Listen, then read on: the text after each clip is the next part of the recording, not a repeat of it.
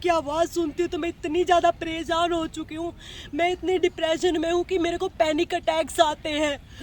और वो इंसान आया और वहाँ उसने ऐसे ही गंदा गंदा बोलना स्टार्ट किया और उसने मेरे को एक वीडियो दिखाया फ़ोन में, और वीडियो को देखने के लिए मैं बोला कि दिखाओ कहाँ है वीडियो। मैंने उसके हाथ से सिर्फ फ़ोन लेने के लिए वो किया था और उसी ने सिर्फ ये बात हुई थी, वहाँ पे पुलिस वाले भी सब चीज़ें थी। उस इंसान को ये चीज़ें बिल्कुल बर्दाश्त नहीं थी। मैं मजबूर हो गई हूँ अब मीडिया के सामने आने के लिए, क्योंकि वो मेरे को टॉर्चर कर रहा है। मेरे को झूठे केस में मेरे परिवार को फंसाकर घंटों तक थाने में बैठाया जा रहा है। क्योंकि मैं एक इंसाफ पसंद लड़की हूँ और मैंने इतनी चीज़ें मेरे डिप्रेशन में होने के, और उस इंसान ने मेरे को बोला कि मैं आपको तलाक नहीं दूंगा, मैं आपको जान से मार डालूंगा। उसने मेरे को ये धमकी दी।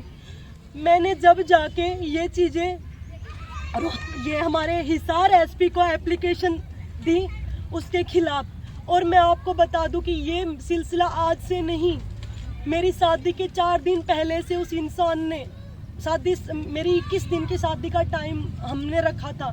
मैं आपको बता दूं कि उसने शादी के 4 दिन पहले हम अपने रंग दिखाना स्टार्ट कर दिए थे।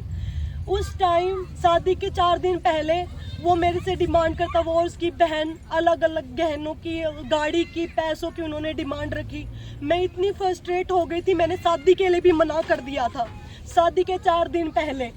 तो मेरे पापा और मेरी मम्मी से उसने बात किया, जैसे हम सामाजिक आदमी है, मेरे पापा भी, फैमिली भी, तो वो मानते हैं। वो बोले कि हम अपनी बेटी को तो बहुत सारी चीज़ें देंगे, भाई आप ऐसे क्यों मतलब वो कर रहे हो, स्वीटी को क्यों बोल रहे हो। मैंने उसको बोला अगर मेरे जैसी लड़की को दहेज देने की ज़रूरत पड़ रही है तो मतलब और लड़कियों का क्या होगा, जो नॉर्मल लड़कियां उनका क्या होगा। उसने ये बात की हाँ भरी, तो मैं उसके साथ में गई, लेकिन वो बिल्कुल भी सुधार में नहीं आया वो इंसान। उसने वही रवैया रखा और मैंने दोबारा जब सुसाइड के लिए अटेम्प्ट किया उस टाइम मेरे घर वाले भी टूट गए।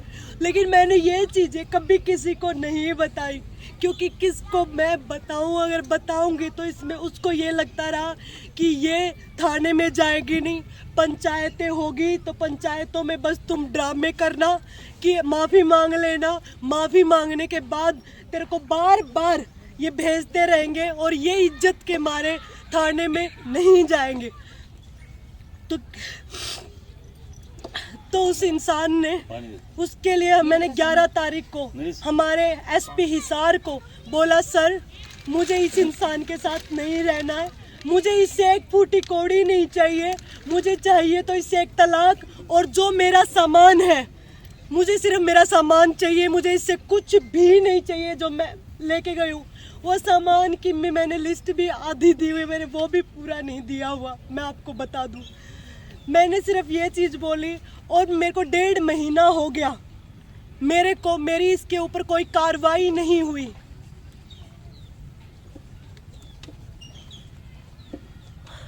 और उसके बावजूद पुलिस ने 15 तारीख को अभी मेरे ऊपर दबाव, मेरे को बताया नहीं कि वहाँ दीपक हुड्डा आने वाला है। दीपक हुड्डा ने प्लान किया, इसमें कुछ उच्च पुलिस अधिकारी शामिल है इस साजिश में। उनके साथ उन्होंने मिलकर मेरे को ये नहीं बताया कि दीपक हुड्डा वहाँ आया हुआ है। उन्होंने मेरे को डॉक्यूमेंट्स के बहाने वहाँ पे बुलाया, जबकि मैंने सारी सब चीज़ें दे चुकी थी मैं। और फिर वहाँ बुलाकर मैंने उनको ये बताया था कि जब दीपक हुड्डा मेरे सामने आता है, मेरी तबीयत, वो मेरे को बोलता है कुछ, मैं उसकी आवाज़ सुनती हूँ तो मैं इतनी ज़्यादा परेशान हो चुकी हूँ, मैं इतनी डिप्रेशन में हूँ कि मेरे को पैनिक अटैक्स आते हैं।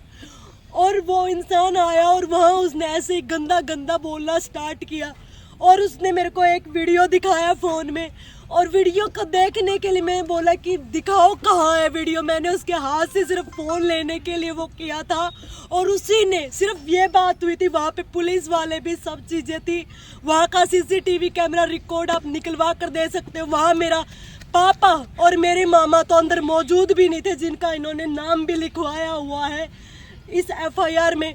झूठी FIR उसने कटवाई, झूठा मेडिकल जाके करवाए। मैं बोलना चाहूँगी कि क्या हमारे देश में क्या चल रहा है। मेरे जैसी लड़की के साथ वो चीजें कर रहे हैं ये कुछ लोग मिलकर। मैं गुहार लगाना चाहूंगी इस देश के सर्वोपरि हमारे प्रधानमंत्री नरेंद्र मोदी जी से और हमारे सीएम साहब से कि मेरे साथ इतनी चीजें हो रही है, मैं किसी को ये चीजें नहीं बता पाई। मैं हमारे सीएम साहब से मिली भी थी, उन्होंने मेरे को बोला था कि 28 तारीख तक मेरा सेशन चल रहा है, मैं बोलूँगा कि ये म्यूचुअल कंसेंट से सारी चीज़ें हो जाए।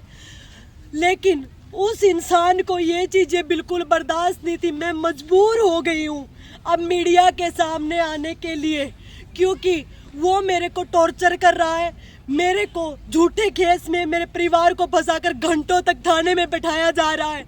क्योंकि मैं एक इंसाफ पसंद लड़की हूँ और मैंने इतनी चीज़ें, मेरे डिप्रेशन में होने के बावजूद भी मैं वहाँ पर हॉस्पिटल से मैं थाने में जा रही हूँ और मेरे से इतनी पूछताछ हो रही है झूठे केस की, जबकि वो एफआईआर ही नहीं होनी चाहिए थी। उनको जांच करनी चाहिए थी कि क्या बात हुई थी। एफआईआर दर्ज होती है और उसमें मेरे को ही टॉर्चर किया जाता है। आज मैं जमानत पर बाहर हूँ, मैं आप लोगों को बता दूँ, आज मैं जमानत पर बाहर हूँ। मेरा केस जो 1.5 महीने से है उसमें जो आरोपी था, जांच पूरी हो चुकी, यानी कि दीपक हुड्डा, वो आज खुलेआम बाहर घूम रहा है।